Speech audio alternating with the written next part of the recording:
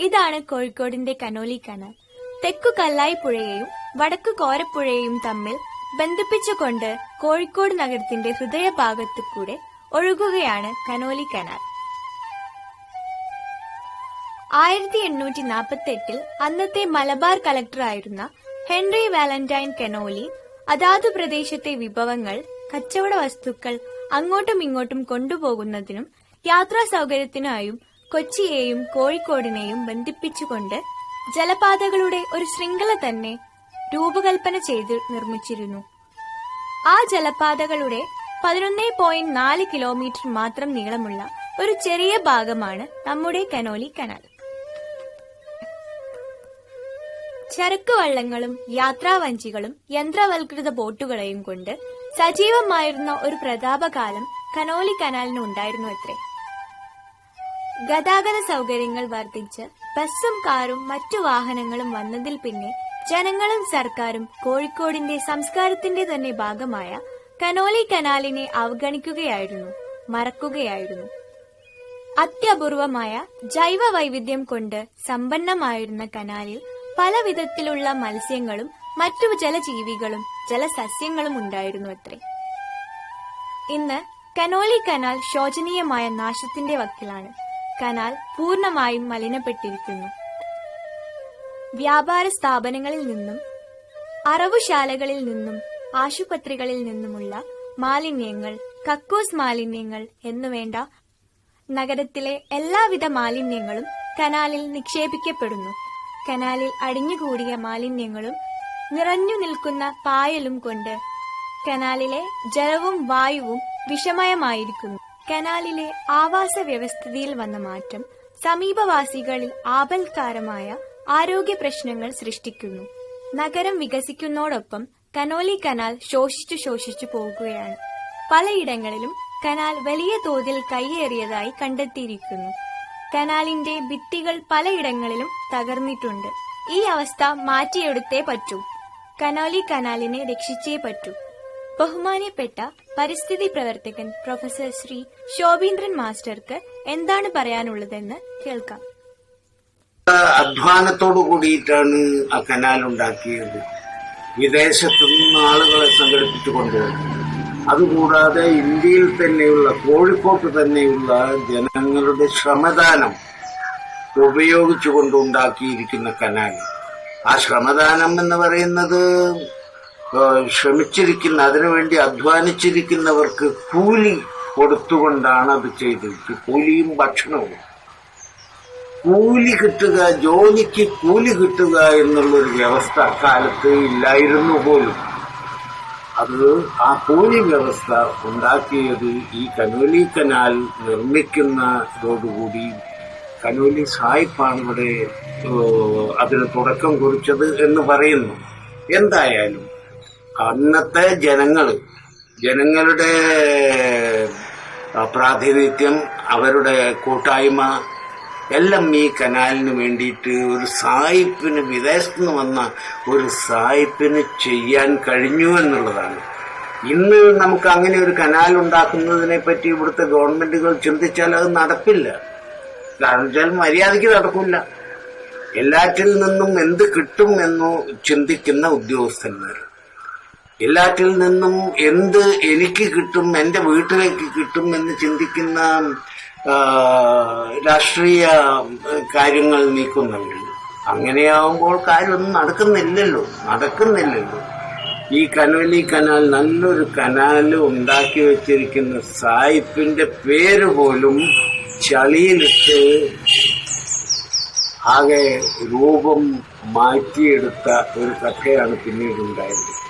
നാം കണ്ട കനാല് എത്ര മലീമസമായിരിക്കുന്ന ഒരു കനാലായിരുന്നു. അത് വിഷമയമായിരുന്നു. എല്ലാ ആസ്പത്രികളിൽ നിന്നും, ഹോട്ടലുകളിൽ നിന്നും, വീടുകളിൽ നിന്നുമുള്ള മാലിന്യങ്ങൾ അവസാനം എത്തിച്ചേരുന്ന ഒരു അഴുക്കുചാൽ. ആ അഴുക്കുചാൽ കണ്ടുകൊണ്ടാണ് നമ്മളെല്ലാം വളർന്നു വരുന്നത്. ആ കനാലിനെ ഒന്ന് പുനരുദ്ധീകരിക്കുക എന്നുള്ള ചിന്ത പലപ്പോഴും ഇവിടെ ഉണ്ടായിട്ടുണ്ട്. ഒന്നും മര്യാദയ്ക്ക് ചെയ്യാൻ അറിയാത്തത് കൊണ്ട് നമ്മുടെ ഭരണാധികാരികൾക്ക് അതിനുള്ള അറിവില്ലാത്തത് കൊണ്ട് വേണ്ട രീതിയിൽ അത് ചെയ്യാൻ കഴിഞ്ഞില്ല. ഒരു വിദേശിക്ക് വന്നിട്ട് ഇത്രയും വലിയൊരു കനാൽ ഉണ്ടാക്കാൻ കഴിഞ്ഞു എങ്കിൽ അതിനെ പരിപാലിച്ച് നിലനിർത്താൻ വേണ്ടിയിരിക്കുന്ന ഒരു അറിവെങ്കിലും നമുക്കുണ്ടാവണ്ടേ. മനസ്സോടുകൂടി ഒന്നും ചെയ്തിട്ടില്ല. ഫണ്ടെല്ലാം പല ഭാഗത്തു നിന്നും വന്നു ചേർന്നിരുന്നു വൃത്തിയാക്കാൻ വേണ്ടിയിട്ട്. പക്ഷേ അതെല്ലാം ആരോ കൊണ്ടുപോയി. വന്നിരിക്കുന്ന പണമെല്ലാം ആരോ കൊണ്ടുപോയി. അതിൽ എഞ്ചിനീയർമാരുണ്ട്, കോൺട്രാക്ടർമാരുണ്ട്. അങ്ങനെ കൊണ്ടുപോയിരിക്കുന്നവര് വർഷാവർഷം അല്ലെങ്കിൽ ഇടയ്ക്കിടയ്ക്ക് വൃത്തിയാക്കുക എന്നുള്ള പേരിൽ ഒരു പ്രഹസന പ്രവർത്തനങ്ങൾ ഇവിടെ നടക്കാതിരുന്നിട്ടില്ല. അങ്ങനെ ഇരിക്കുമ്പോഴാണ് നിറവ് റെസിഡൻസ് അസോസിയേഷൻ എന്ന് പറയുന്ന കോഴിക്കോട് വേങ്ങേരി വില്ലേജിലെ ഒരു റെസിഡൻസ് അസോസിയേഷൻ ആ കാര്യം നമുക്ക് നന്നാക്കാം എന്ന് പറഞ്ഞിട്ട് അതിലേക്ക് അങ്ങോട്ട് ഇറങ്ങുന്നു. അതൊരു ധൈര്യമാണ് കാണിച്ചിരിക്കുന്നത്. ഭരണകർത്താക്കൾക്കൊന്നും ആ ധൈര്യം നമ്മൾ കണ്ടിട്ടില്ല. അങ്ങോട്ട് ഇറങ്ങുകയാണ്. കൂടെ മറ്റുള്ള ഒരുപാട് സാമൂഹ്യ സാംസ്കാരിക സംഘടനകൾ, ഗവൺമെന്റ് തന്നെയും അതിന്റെ കൂടെ നിന്ന് സഹകരിച്ചു. ജില്ലാ ഭരണകൂടം അതിനു വേണ്ടിയിരിക്കുന്ന സഹായ സഹകരണങ്ങൾ ചെയ്തു. നഗരസഭ ചെയ്യാൻ കഴിയുന്ന സഹായ സഹകരണങ്ങൾ ചെയ്തു. അവസാനം ഈ ഭരണത്തിന്റെ പക്ഷത്തുള്ള ആളുകൾ മുന്നിലേക്ക് വന്ന് നിന്നതോടുകൂടി അത് ഭരണഭാഗത്തു നിന്നുള്ള ഒരു ശ്രമമായി രൂപാന്തരപ്പെടുകയാണ് ചെയ്തത്. അങ്ങനെ വന്നിരിക്കുന്ന ഈ കനാലിലെ മാലിന്യങ്ങൾ മുഴുവൻ എത്രയാണ് അതിൽ നിന്ന് എടുത്തു കൂട്ടിയിരിക്കുന്നത്, പ്ലാസ്റ്റിക് മാലിന്യങ്ങൾ. അതിനുശേഷം അതിലുള്ള ചളി ചണ്ടി ഇതെല്ലാം നീക്കി കാട് കെട്ടിക്കിടന്നിരുന്ന സ്ഥലങ്ങളെല്ലാം കാട് വെട്ടി ക്ലിയറാക്കി ഈ 11.2 കിലോമീറ്റർ ഒന്ന് വെളിച്ചത്തേക്ക് വന്നു. കനാലിങ്ങനെ നമുക്ക് കാണത്തക്ക രീതിയിലുള്ള ഒരു രൂപം ഉണ്ടായി. ഇപ്പോഴ് അത് അവിടെ പായൽ വന്ന് ആക്രമിച്ചിരിക്കുന്നു. കുറെ മുന്നേ അങ്ങനെ തന്നെയാണ്. ആ പായലിനിടയിലാണ് സർവ്വ മാലിന്യങ്ങളും ഒളിഞ്ഞു മുങ്ങിയിരുന്നത്. ഇപ്പോഴ് കനാലിന്റെ ഓരത്തുകൂടെ നടക്കുമ്പോൾ നമുക്ക് കാണാൻ കഴിയുന്നത് പായല് വന്ന് നിറഞ്ഞിരിക്കുന്ന കനാലാണ്. അത് നീക്കാൻ നമ്മൾ വീടിന്റെ മുറ്റമടിക്കുന്നത് പോലെ എല്ലാ ദിവസവും മുറ്റമടിക്കണം, അല്ലെങ്കിൽ ആഴ്ചയിൽ ഒരിക്കൽ തന്നെയെങ്കിലും മുറ്റമടിക്കണം. അതില്ലാത്ത വീട്ടിലേക്ക് കയറി വരുമ്പോൾ അത് ഏതൊരു പ്രേതം പിടിച്ച വീടാണെന്നേ തോന്നുള്ളൂ. അതുപോലെ തന്നെ നമ്മുടെ സംസ്കാരം വ്യക്തമാക്കുന്ന ഒരവസ്ഥ കനാലിന് വന്നു ചേരുമോ എന്ന് ഭയപ്പെടേണ്ടതുണ്ട്. നമുക്കെല്ലാം ആശങ്കയുണ്ട്. അത് തുടങ്ങിവെച്ചത് ജനങ്ങളാണ്. ജനങ്ങൾ തുടങ്ങിവെച്ച ഈ ഒരു ദൗത്യം, നഗരത്തിന് വേണ്ടതായിരിക്കുന്ന ഈ ദൗത്യം ഏറ്റെടുത്ത് നടത്താൻ ഗവൺമെന്റ് എന്ന് പറയുന്ന ഉദ്യോഗസ്ഥ, ഭരണ രംഗത്തുള്ള എല്ലാവരും സഹകരിച്ചു എന്നുള്ളത് ഒരു മഹാത്ഭുതം തന്നെയാണ്. ആ അത്ഭുതമായി ഒരു കഥയായി നിന്നു പോകുമോ എന്നുള്ള സംശയത്തിലാണ് ഇപ്പോൾ. എല്ലാം റെഡിയാക്കി കനാലിനെ 8 സെക്ടറുകളായിട്ട് വിഭജിച്ചു, ഭാഗിച്ചു. എന്നിട്ട് ഈ ഓരോ സെക്ടറിലും 1 കിലോമീറ്റർ ചെല്ലാനുണ്ടാവും ഒരു സെക്ടർ കനാലിന്റെ നീളം എന്ന് പറയുന്നത്. ആ പ്രദേശത്തെ കനാൽ നോക്കി പരിപാലിക്കേണ്ടതായിരിക്കുന്ന ഉത്തരവാദിത്വം ആ പ്രദേശത്തുള്ള റെസിഡൻസ് അസോസിയേഷനുകളിൽ, മറ്റുള്ള സാമൂഹ്യ സാംസ്കാരിക സംഘടനകൾ, കൂടെ നഗര ഭരണത്തിലും ജില്ലാ ഭരണത്തിലുമുള്ള ഉദ്യോഗസ്ഥർ എല്ലാവരും കൂടിയുള്ള സഹകരണത്തിൽ ഈ 8 സെക്ടറുകളായി വിഭജിച്ചിരിക്കുന്ന കനോലി കനാൽ ഓരോ സെക്ടറും വൃത്തിയാക്കി വെക്കുക എന്നുള്ള ഉത്തരവാദിത്വം മത്സര ബുദ്ധിയോടുകൂടി ചെയ്തെടുക്കുകയാണെങ്കിൽ നമുക്ക് നല്ലൊരു കനാൽ, ഈ 22.2 കിലോമീറ്റർ നീളമുള്ള ഈ കനാൽ എന്നും വൃത്തിയായി തന്നെ നിൽക്കാൻ കഴിയും. കൂടുതൽ മനോഹരമാക്കി തീർക്കാനും കഴിയും. അതിനു വേണ്ടിയിട്ടുള്ള പ്രവർത്തനങ്ങളിലേക്ക് ആദ്യം മനസ്സ് നീങ്ങും. വൃത്തികേടായിരുന്ന കനാലിനെ ഏതു നിലയിൽ അത് നന്നാക്കിയെടുക്കാനുള്ള ഒരു മനസ്സ് ജനങ്ങൾക്കുണ്ടായോ അതുപോലെ വീണ്ടും ഒരു ഉണർവ് വരേണ്ടിയിരിക്കുന്നു.